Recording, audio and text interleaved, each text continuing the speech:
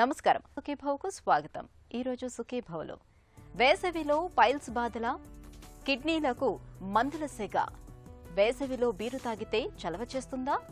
తక్కువ కోతలతో వెన్నుకు సర్జరీ. ఇంకా health tip. వేసవిలో ఎండలే కాదు, కొన్ని రకాల సమస్యలు సైతం మనల్ని భయపెట్టేస్తాయి. పైల్స్ అలాంటివే. మిగతా సీజన్లతో పోలిస్తే ఎండలు మండిపోయే వేసవిలో పైల్స్ బాధలు మరింతగా పెరుగుతూ ఉంటాయి. వేడి, ఉక్కపోతల మూలంగా ఒంట్లో నీరంతా ఇట్టే ఆవిరైపోతూ ఉంటుంది. ఒంట్లో నీటి శాతం తగ్గడంతో మలం మరింత గట్టిగా మారుతూ ఉంటుంది. ఇలాంటి పరిస్థితుల్లో మల విసర్జన అన్నది కష్టతరమై పైల్స్ నరకాన్ని చూపిస్తూ ఉంటాయి. వేసవిలో పైల్స్ బాధల నుంచి ఉపశమనం కోసం ఆయుర్వేదం చెప్తున్న చికిత్సలు, పరిష్కార మార్గాల గురించి ఇప్పుడు తెలుసుకుందాం.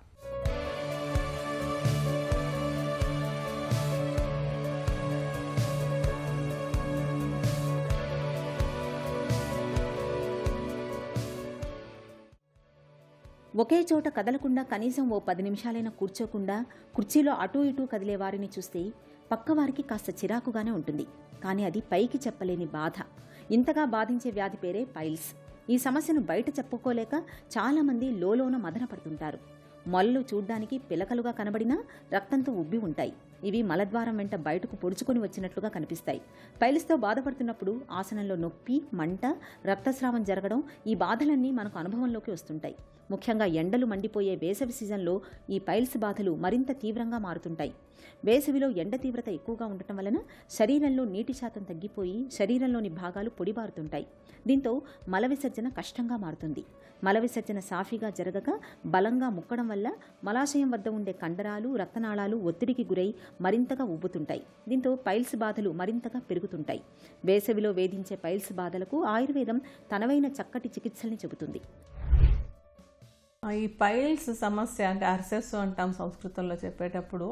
ఈ అర్సమొలలు అంటూ ఉంటారు సామాన్య భాషలో కూడా. ఈ మొలలు లేదా పైల్స్ సమస్య ఉన్న వాళ్ళకి ఎండాకాలం కొంచెం అంత సూటబుల్ టైం కాదనమాట. అంటే పైల్స్ లేని వాళ్ళకి వచ్చేస్తాయని చెప్పలేం, కానీ పైల్స్తో ఆల్రెడీ బాధపడుతున్నటువంటి వాళ్ళు ఈ సమయంలో అంటే ఈ ఎండాకాలంలో కాస్త ఆ సమస్య ఎక్కువైనట్టుగా గమనిస్తూ ఉంటారు.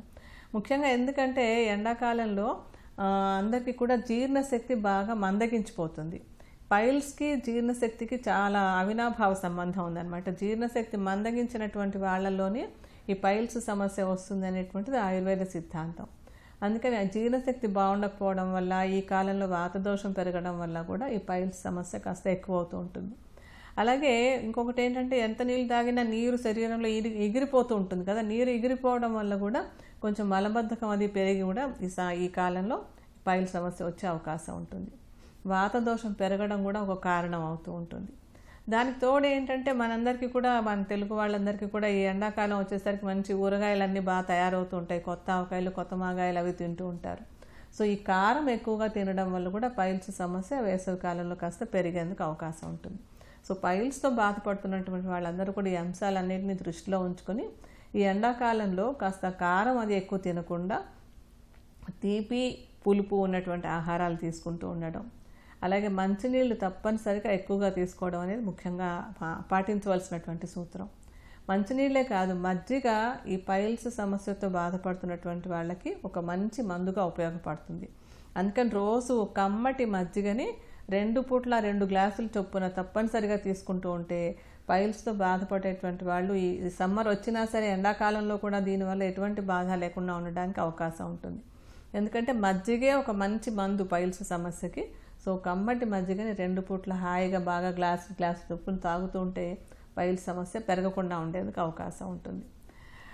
అలాగే ఈ కాలంలో తప్పనిసరిగా ఆకుకూరలు, కాయగూరల్లో కూడా పొట్లకాయ, సొరకాయ, బీరకాయ లాంటి నీరు శాతం ఎక్కువగా ఉండేటువంటి కాయగూరలు, అంటే తేలికగా అరిగేటువంటి కాయగూరలు ఎక్కువ తీసుకుంటూ ఉండాలి. గరం మసాలాలు అవి వేసి చేసినటువంటివి కానీ, బాగా నూనెల్లో వేయించి పెట్టుకున్నటువంటి పన్నీర్ బటర్ మసాలాలు, చనా మసాలా అలాంటి కూరలు అవి కూడా ఈ కాలంలో ఈ పైల్స్తో బాధపడుతున్నటువంటి వాళ్ళు తీసుకోకుండా ఉండాలి. అన్ని రకాల పళ్ళు, అంటే ఈ సీజన్లో దొరికేటువంటి పళ్ళు అన్నీ కూడా ప్రతిరోజు తీసుకుంటూ ఉన్నట్టయితే కనుక ఈ పైల్స్తో ఉన్నటువంటి వాళ్ళకి మళ్ళీ ఆ బాధ ఎక్కువ అవ్వకుండా ఉండడానికి అవకాశం ఉంటుంది. అంటే పుచ్చకాయ, కర్బూజా ఇవన్నీ కూడా బాగా చలవ చేస్తాయి. అలాగే ముంజలు, ఇవన్నీ రోజు ఏదో ఒకటి చొప్పున తప్పనిసరిగా బాగా పెద్ద బౌల్తో తీసుకుంటూ ఉంటే పైల్స్ సమస్యని పూర్తిగా కంట్రోల్లో ఉంచుకోవచ్చు. అలాగే ఆహారంలో కూడా ఏంటంటే మామూలుగా దుంపకూరలు తినకూడదు అనుకుంటారు, కానీ పైల్స్ సమస్యతో బాధపడుతున్నటువంటి వాళ్ళకి కందదుంప చాలా మంచిది. అందుకని వారంలో ఒక 2-3 రోజులు కందతోటి కూరలాగా చేసుకుని తింటూ ఉన్నా కూడా పైల్స్ సమస్యను అదుపులో ఉంచుకోవచ్చు.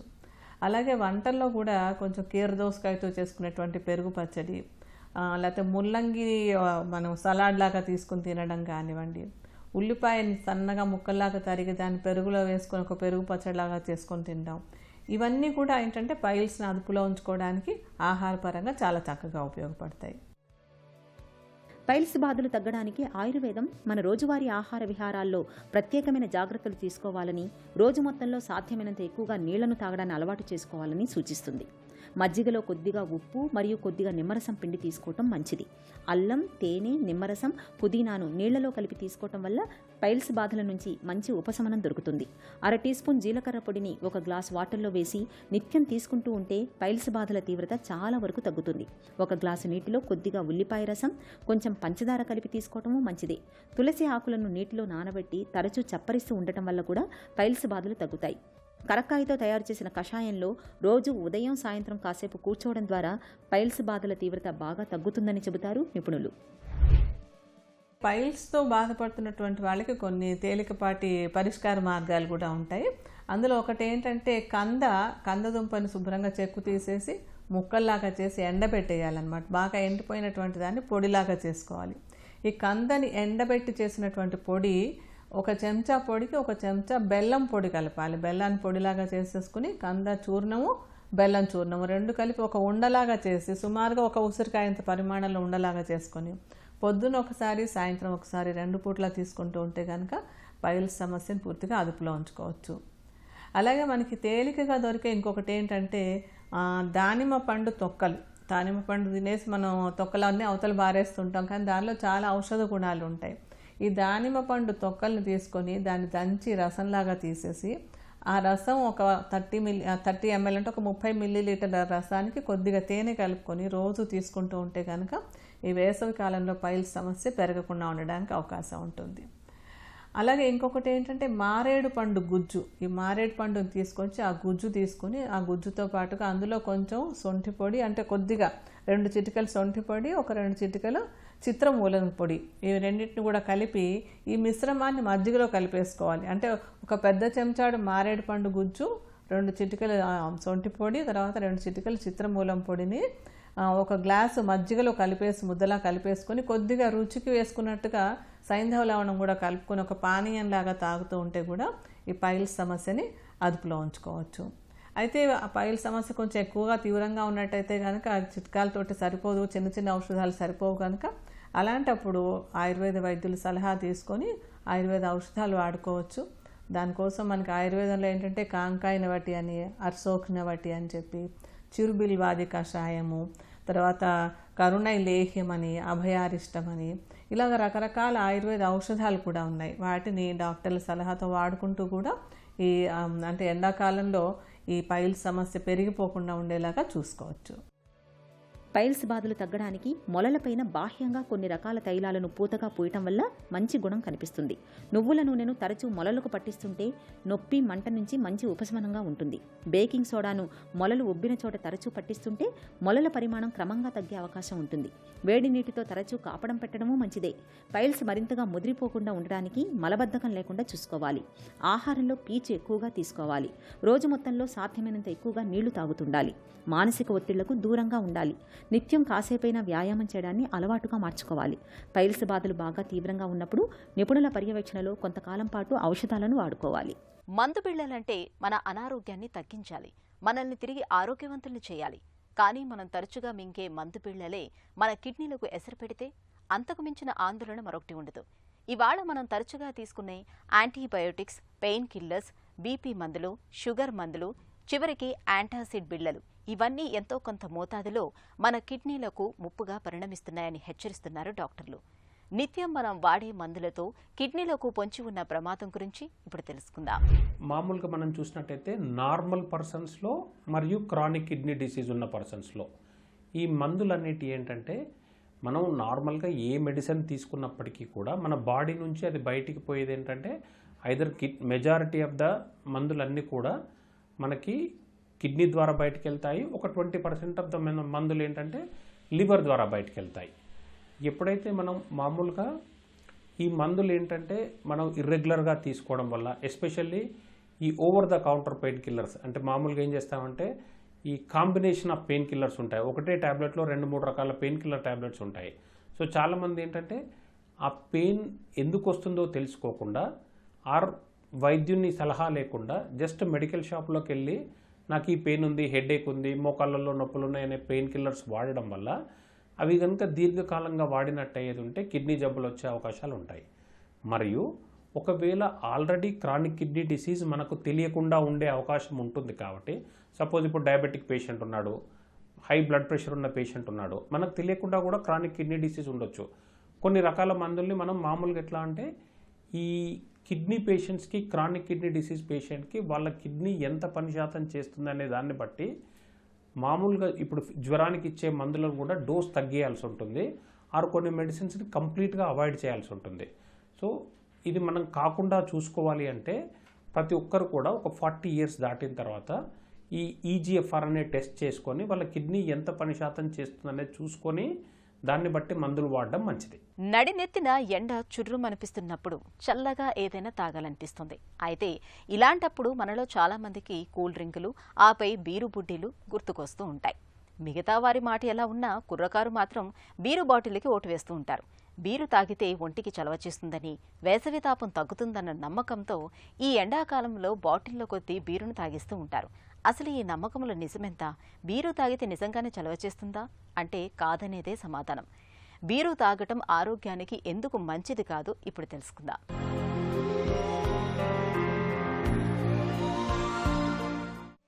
బీరులో ఆల్కహాల్ ఉండదని, బీరు తాగటం వల్ల ఒంటికి చల్లదనం లభిస్తుందనే నమ్మకం చాలామందిలో కనిపిస్తుంది. నిజానికి బీరులోనూ 5 నుంచి 7.5% వరకు కొంత మోతాదులో ఆల్కహాల్ ఉంటుంది. ఇలాంటప్పుడు బీరే కదా అని పరిమితికి మించి తాగేస్తే ఆరోగ్యంపై తీవ్ర దుష్ప్రభావం చూపుతుంది. రోజుకి 90 ml కంటే ఎక్కువగా బీరు తాగితే అది కాలేయంపై నేరుగా ప్రభావం చూపుతుంది. కాలేయం పరిమాణం కుంచుకుపోయి పనితీరు దెబ్బతింటుంది.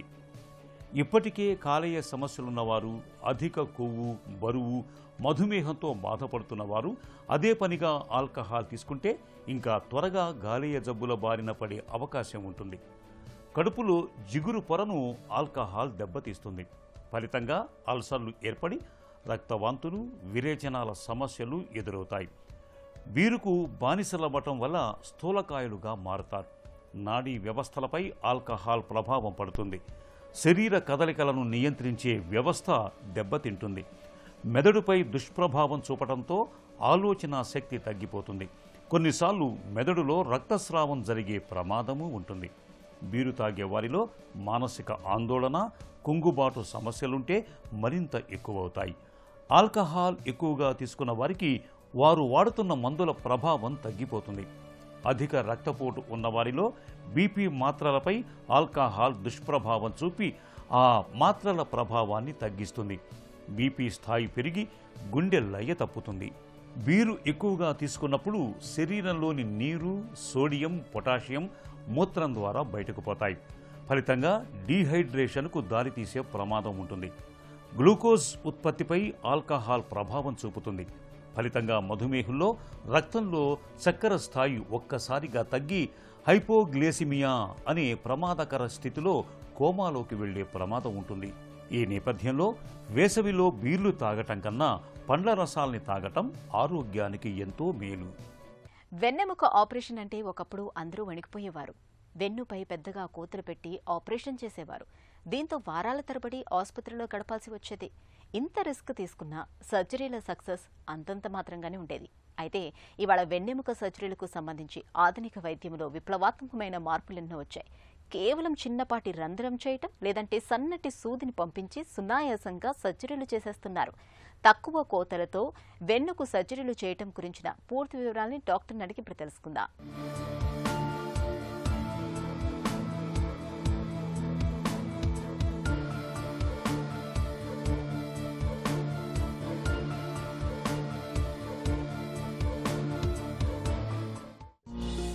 సంప్రదాయ స్పైన్ సర్జరీలతో ఉన్న ప్రతికూలతలేంటి? ఇంతకు ముందులాగా ట్రెడిషనల్గా మనం ఓపెన్ స్పైన్ సర్జరీస్లో పెద్ద కోత పెట్టి వెనకున్న కండరాలన్నింటినీ డ్యామేజ్ చేసి లోపల స్క్రూస్ రాడ్స్ వేసి బిగించి మనం స్పైన్ సర్జరీ అనేది చేయడం జరుగుతుంది. దానివల్ల ఏంటంటేనండి, యూజువల్లీ ఇట్లాంటి సర్జరీస్ అన్నీ కూడా ఒక 50-55 సంవత్సరాలు పైబడిన వాళ్ళలోనే ఇలాంటి సర్జరీస్ చేస్తాం. కానీ వాళ్ళకి అప్పటికే డయాబెటీస్ కానీ లేకపోతే బీపీ ప్రాబ్లమ్స్ కానీ థైరాయిడ్ ఇష్యూస్ కానీ కొద్దిగా లంగ్ ఇష్యూస్ కానీ ఉంటే ఏమవుతుందంటే వాళ్ళకి జనరల్ అనెస్థీసియా ఇవ్వడం and at the same time అంత ప్రొలాంగ్డ్ సర్జరీస్ చేయడం అంత కరెక్ట్ విషయం కాదు. సో వాళ్ళలో రికవరీ కొద్దిగా ఫాస్ట్గా ఉండదు, బ్లడ్ లాస్ ఎక్కువ ఉంటుంది, జనరల్ అనెస్థీసియా నుంచి రికవర్ అయ్యే టైం ఎక్కువ ఉంటుంది అండ్ ఇంత కండరాలు కోత పెట్టడం వల్ల బ్యాక్ పెయిన్ కూడా వచ్చే అవకాశం ఉంటుందండి. మినిమల్లీ ఇన్వేజివ్ సాంకేతికతతో ఉన్న ప్రయోజనాలేంటి? మినిమల్లీ ఇన్వేజివ్ సర్జరీస్ ఈ మధ్య మనం ఎక్కువగా వింటున్న మాట ఇది. మినిమల్లీ ఇన్వేజివ్ సర్జరీ అంటే మనం చర్మం పైన తక్కువ కోత పెట్టడం మాత్రమే కాదు, లోపల ఉన్న కండరాలకు కూడా చాలా తక్కువ డ్యామేజ్ జరిగేలాగా చూస్తాం.